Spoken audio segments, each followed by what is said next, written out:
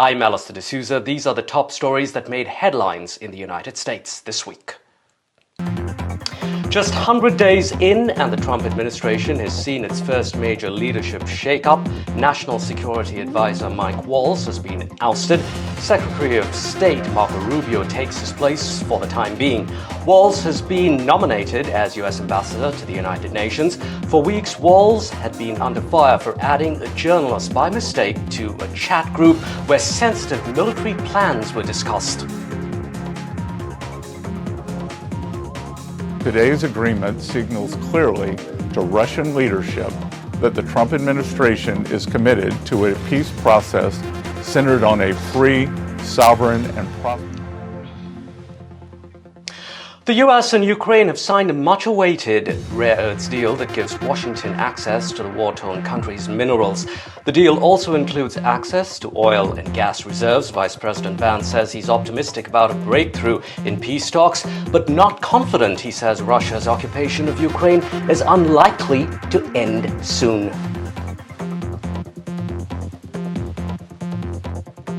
President Trump is trying to break us so that America can own us. That will never, ever happen.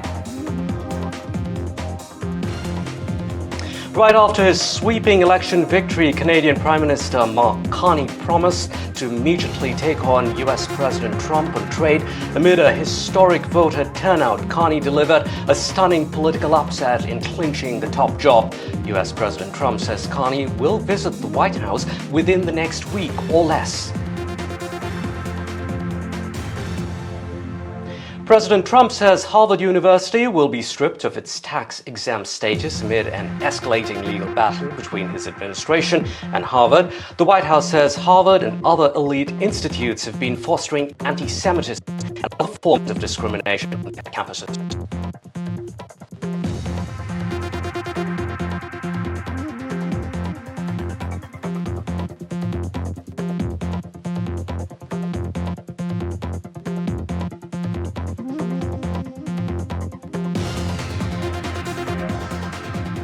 And in an exclusive interview, the president of the Tibetan government in exile speaks to Washington Watch.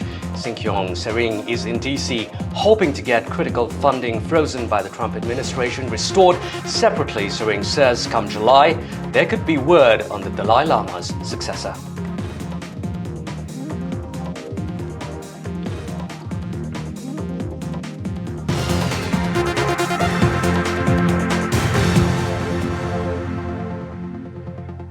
Our top story is shake-up in the White House. It's the first big one for the Trump administration, just barely 100 days into its second term. Mike Waltz has been removed as National Security Advisor. He has been nominated to serve as the U.S. Ambassador to the United Nations. Secretary of State Marco Rubio will serve as the NSA in the interim. For weeks now, Mike Waltz is said to have been on thin ice after he mistakenly added a journalist to a Signal group chat where sensitive military strikes were being discussed. Here's the reaction from the U.S. State Department spokesperson. She found out about the changes from a reporter during a news conference. It is clear that I just heard this from you.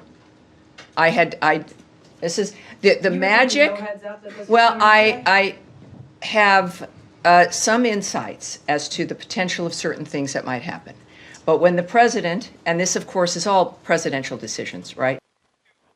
For more on the story, we're now joined by Bhumika Tharoor, Managing Editor at The Atlantic. Bhumika, thank you very much for joining us here on Washington Watch. Bhumika, this was a story that your magazine broke. The journalist added to that Signal group chat was your highly respected editor, Jeffrey Goldberg. It was all this stunning revelation. However, it's taken about 7 weeks for heads to roll. How exactly did things play out in the past 48 hours or so?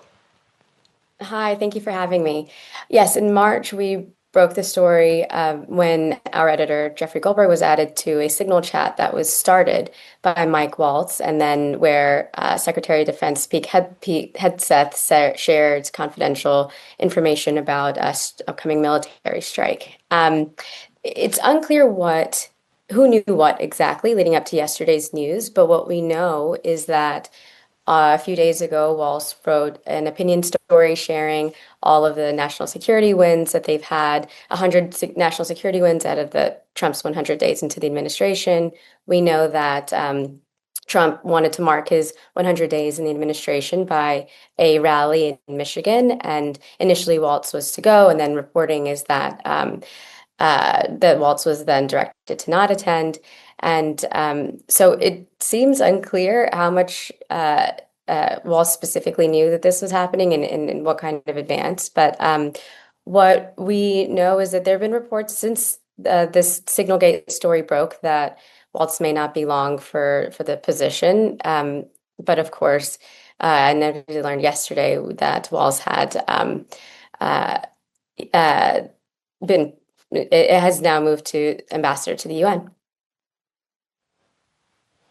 Indeed. So, Bhumika, Waltz, of course, is seen as a right-winger, yes, but not a Trump loyalist. So just wondering how much of that really played out into this decision that we saw. Vance spoke about this yesterday in his remarks, that this isn't about MAGA hawks versus not. It's unclear. Waltz had a different background than some of the others in Trump's cabinet. Waltz was, he served in the Pentagon under Bush. He was a four-time congressman. He comes with a bit more expertise. And of course, earlier he was, before joining the administration, there was a moment where he was anti-Trump. And so it's possible that you mix someone with this kind of expertise that he has, there's some reporting that suggests it's made it difficult for him. But, you look at these incidents, you look at Signalgate, the national security team has had a giant shakeup. They've lost a lot of staff. Morale is low. There's reports suggesting that he had a hard time managing his staff there. And so it doesn't seem... It didn't seem surprising that this happened, but it's hard to pin down exactly what the straw was that broke the camel's back, although Signalgate seems like a big reason there. Vance suggested that moving him to becoming the ambassador to the UN was some sort of promotion, but it's hard to actually separate that. Bhumika, very quickly, in about 40 seconds or so, U.S. Secretary of Defense Pete Hegseth has come under fire too. He was also on that Signal group chat. So how long do you think he'll be safe, or could he be next in line? It's hard to say. Hegseth has also had a lot of controversy leading up to his starting from his confirmation hearings, where people were asking him a lot about his relationship with alcohol, his judgment. He seems to have stayed safe so far, but we know that the Signalgate chat was not the only Signal group chat that Hegseth was sharing information. There was also there's reports that now indicate that there were other group chats where Hegseth added his wife and his brother. Just recently, last week, a number of people that are very close to Hegseth were ousted, and so it's to be seen what comes next out of that. Indeed, something that you'll be watching, and so will we. Bhumika Thurur from The Atlantic, thank you very much for your time here on Washington Watch. U.S. Vice President J.D. Vance says Russia's full-scale invasion of Ukraine will not end anytime soon. His comments come on the heels of the U.S. and Ukraine inking a much-awaited rare earths deal. It's a deal President Trump has heavily promoted over the past 3 months. It gives the U.S. access to Ukrainian minerals while investing in Ukraine's reconstruction. Observers say the final draft of the deal is reportedly less in favor of the U.S. and does not call for repayment of past U.S. aid to Ukraine, and even includes a tougher language towards Russia. Let's take a closer look at this story. For more, we're joined by Ambassador William Taylor. He is the former U.S. envoy to Ukraine, who served under President George W. Bush and Barack Obama. Ambassador Taylor, thank you very much for joining us. Ambassador Taylor, what do we make of what happened this week? Would this deal now solidify U.S. military commitments to Ukraine? I think this solidifies the U.S. economic interest in and investment in Ukraine for the long term. I mean, the Secretary of Treasury, Mr. Besant, made it very clear in his comments that this is a long-term relationship. And it's a message, he said, to President Putin in Russia, that the United States is committed to Ukraine for the long term and wants to see Ukraine succeed in the long term as an independent, sovereign nation. That's a strong message to Mr. Putin. But you asked the right question about military guarantees. That's a separate issue, and it's also necessary. The economic agreement is useful in its sense, but it needs to be supported by, complemented by, completed by a military agreement, probably with the Europeans, to put a real force on the ground in Ukraine. Ambassador Taylor, the U.S. Treasury Secretary says that no state or person who financed or supplied the Russian war machine will be allowed to benefit from the reconstruction of Ukraine. He says the U.S. supports a free and sovereign Ukraine. Remind us, what's driving a harsher tone from the Trump administration towards Russia? I think you're right to identify a shift. And maybe it goes back to the very good conversation that President Trump had with President Zelensky in the Vatican on Saturday.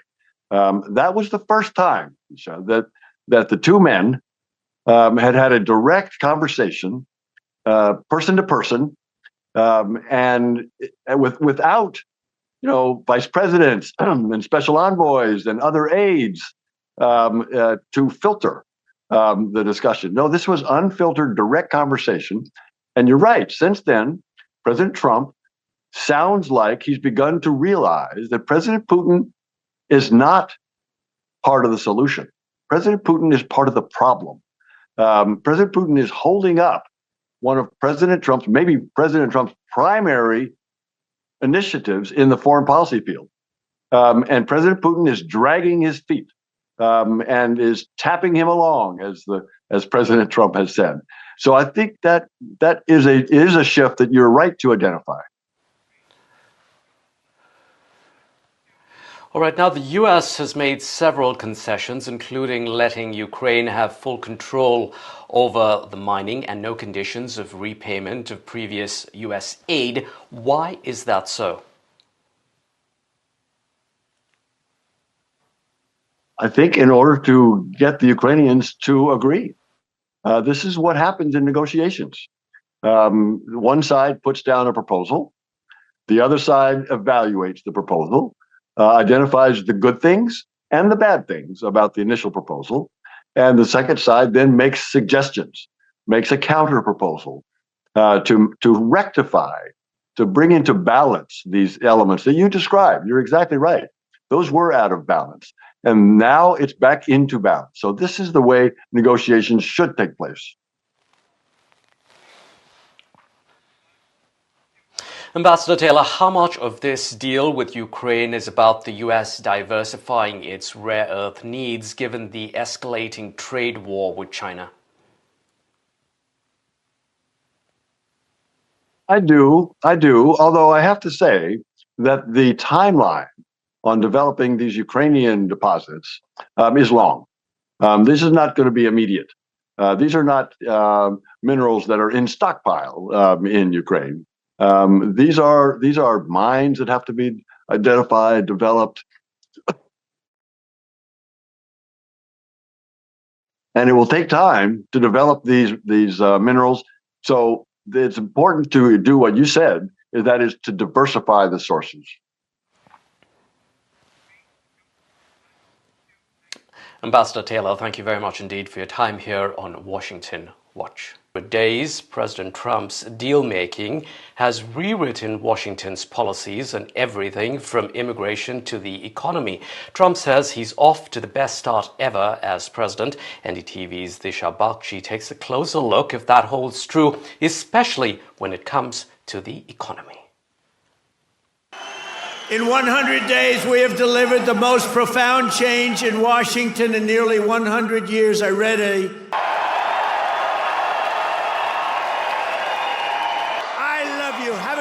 time. Thank you. God bless you all. God bless you.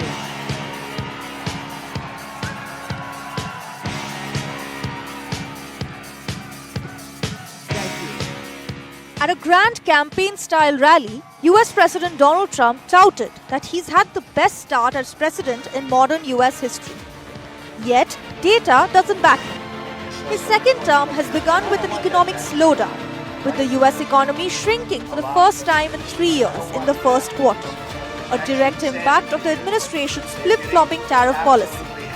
Yet President Trump is all but taking responsibility for the country's economic woes. Core GDP, and this is, you probably saw some numbers today. And I have to start off by saying that's Biden. That's not Trump, because we came in on January, this is the quarterly numbers. And we came in and I was very against everything that Biden was doing in terms of the economy, destroying our country in so many ways. While President Trump is trying to change the narrative by blaming former President Joe Biden, with taking credit for all things right with the economy and blaming the weak data on the previous administration, his troubles are far from over. Despite President Trump's push to bring manufacturing back to the country, US manufacturing activity shrank in April by the most in 5 months, while the job market is holding steady and inflation showing signs of stabilizing. Yet when it comes to surveys of consumer confidence, jobs and growth expectations, numbers have all nosedived due to Trump's trade war. While the White House continues to look at the bright side, boasting that despite the numbers the economy remains solid, economists predict that when Trump's tariffs take effect and push prices higher, growth will take a significant hit. President Trump has asked the American public to be patient. The question now remains, for how long? Disha Bagchi for NDTV World.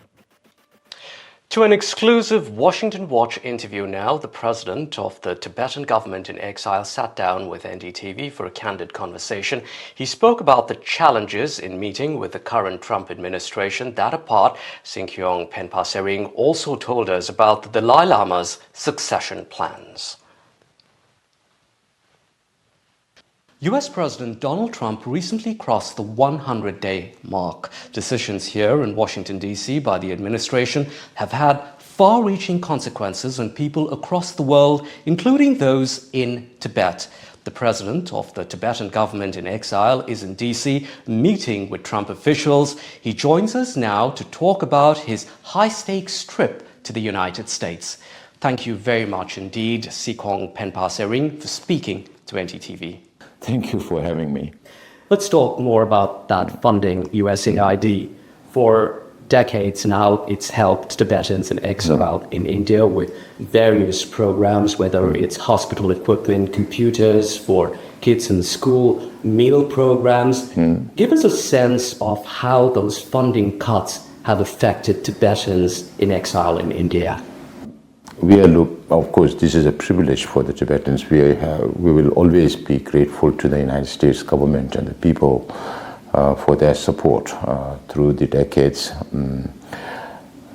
Now, out of the 12 million from the USAID, 7 million is for Tibetan Resilience Program, which includes education and health and rehabilitation. Then there is another 3 million, which is meant for capacity building of the Central Tibetan administration. And then there is another 2 million for digitization of Tibetan scriptures. Sikong saying, as far as the 12 million goes for the USAID, has that annual funding now ceased?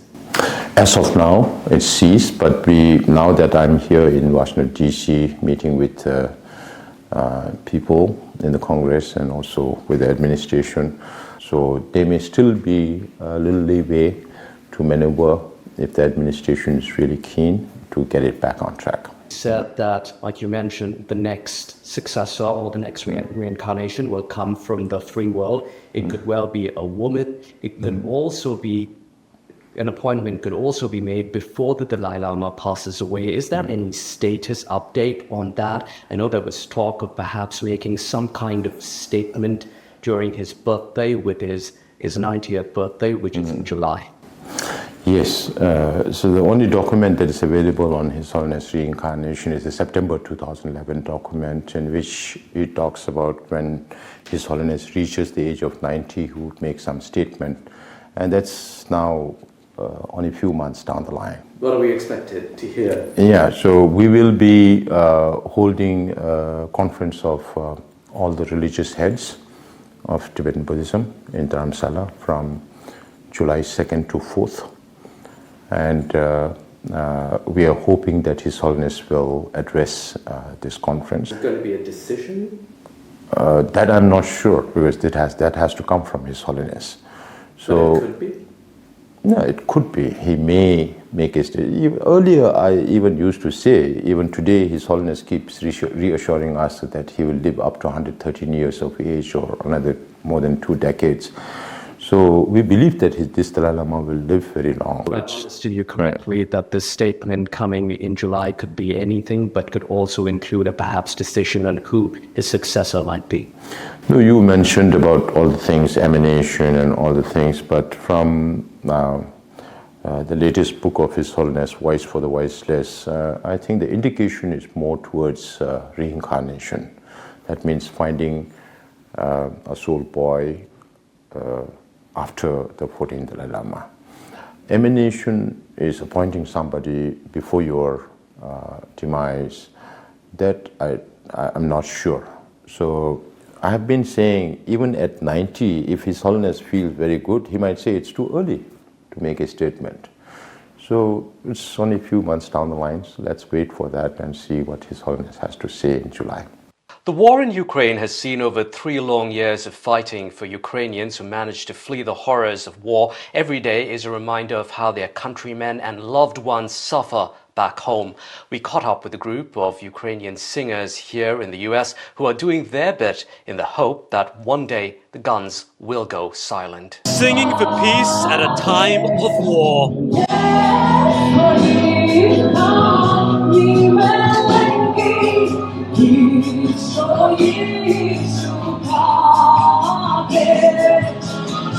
This is for me a way of connecting to my motherland and also to spread the word about Ukraine. Ukrainian nation is struggling. Why is it so important for you to be singing?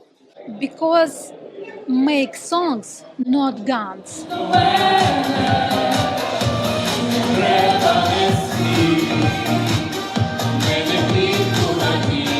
You fled the war 3 years ago. How difficult is it for you? For me, it was very difficult. Every day we feel fly. You could hear the planes.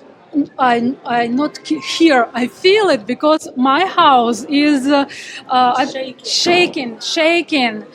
I'm too scared. My hands all time shaking too. So how does singing help you now?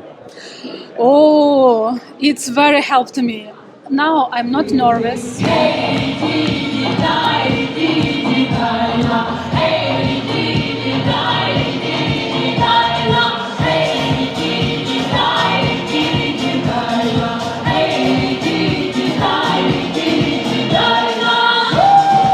What do you make of the whole peace process initiated by the Trump administration? I don't feel like that, unfortunately, President Trump really hears Ukrainians' needs. So it's a bit frustrating when he sometimes blames Zelensky for starting the war? It is. It's not only for me, I hear this from every Ukrainian person that I speak with. Trump has suggested that Zelensky and Ukraine should forget about Crimea. What do you think of that? For me, Crimea always will be Ukraine. We want to leave Crimea in Russia. It's Ukrainian. Where do you think the solution should come from? The US has been trying, but we haven't seen it happen, at least in the first 100 days of Trump's presidency. Should Europe be taking a bigger role? I feel like the ideal solution would be if both the United States and Europe would be involved in finding a solution.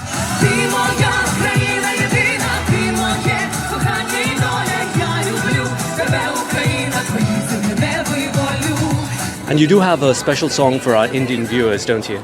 Yes, we do, but it's with our own special interpretation. हम होंगे कामयाब, हम होंगे कामयाब, हम होंगे कामयाब एक दिन. That was great. Thank you, Allister D'Souza for NDTV. That's it for Washington Watch. Thank you for tuning in.